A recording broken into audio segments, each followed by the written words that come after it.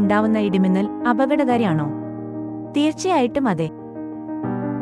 Direct ലൈറ്റിങ്ങിനെ prevent ചെയ്യുവാൻ lighting അറസ്റ്ററുകളും indirect ആയിട്ടുണ്ടാകുന്ന lighting prevent ചെയ്യുവാൻ surge പ്രൊട്ടക്ടറുകളും electric പ്രൊട്ടക്റ്റുകളും മാത്രമാണ് ഏക പരിഹാരം. ഇടിമിന്നൽ പ്രധാനമായും 2 രീതിയിലാണ് നമ്മളെ ബാധിക്കുന്നത്. 1 ഡയറക്റ്റ് ലൈറ്റനിംഗ്, 2 ഇൻഡയറക്റ്റ് ലൈറ്റനിംഗ്. നിലവിൽ ഇതിനെ പ്രതിരോധിക്കാനുള്ള മാർഗങ്ങൾ എന്ത്? ഇതിനെക്കുറിച്ചുള്ള വീഡിയോ ഞങ്ങൾ ഇതിനു മുൻപ് ഞങ്ങളുടെ ചാനലിൽ അപ്ലോഡ് ചെയ്തിട്ടുണ്ട്. കൂടുതൽ വിവരങ്ങൾക്കായി ആ വീഡിയോ കാണുക.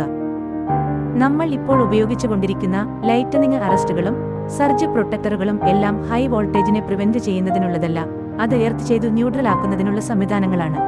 അങ്ങനെ ചെയ്യണമെങ്കിൽ തീർച്ചയായിട്ടും എർത്തിങ് സംവിധാനം പ്രോപ്പറായ രീതിയിൽ വർക്ക് ചെയ്യണം, അല്ലെങ്കിൽ ഉദ്ദേശിക്കുന്ന പ്രയോജനം കിട്ടുകയില്ല.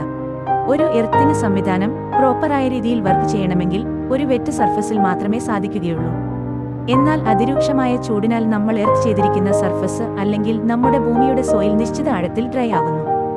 നല്ല എർത്തിങ് കോമ്പൗണ്ടുകൾ ഉപയോഗിച്ചിട്ടുണ്ടെങ്കിൽ പോലും ഒരു പ്രോപ്പറായ എർത്തിങ് മുൻപറഞ്ഞ സാഹചര്യത്തിൽ ഇവിടെ ലഭിക്കാതെ വരുന്നു. ഇടിയോടുകൂടിയ വേനൽ മഴയിൽ ലഭിക്കുന്ന വെള്ളം ഒരു നിശ്ചിത ലെവലിൽ മാത്രമേ ഭൂമിയിലേക്ക് ഇറങ്ങി ചെല്ലുന്നുള്ളൂ.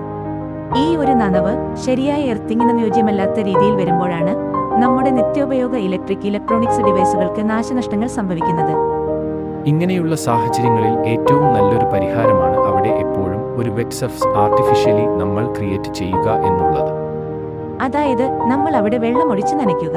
അതുപോലെ വില നോക്കാതെ ക്വാളിറ്റിയിൽ കോംപ്രമൈസ് ആകാതെ നല്ല ക്വാളിറ്റിയുള്ള ഉൽപ്പന്നങ്ങൾ വാങ്ങുകയും ശരിയായ എർത്തിങ് കോമ്പൗണ്ടുകളും ശരിയായ ഡിസ്ചാർജിംഗ് മെറ്റീരിയലുകളും ഉപയോഗിക്കുക തുടങ്ങിയ കാര്യങ്ങൾ ഇതിനൊരു പരിഹാരമാണ്. ഈ കൂടെ നമ്മൾ മറ്റൊരു കാര്യവും മനസ്സിലാക്കേണ്ടതുണ്ട്. 100% ഇടിമിന്നലിനെ കൺട്രോൾ ചെയ്യാനുള്ള ഒരു സംവിധാനം ഇപ്പോൾ അവൈലബിൾ അല്ല എന്നുള്ളതും. മേൽപ്പറഞ്ഞ ഡിവൈസുകളെല്ലാം തന്നെ ഒരു പരിധിവരെ, അതായത് ഒരു 90% വരെ ഇതിനെ കൺട്രോൾ ചെയ്യാനുള്ള കഴിവ് മാത്രമേ ഉള്ളൂ.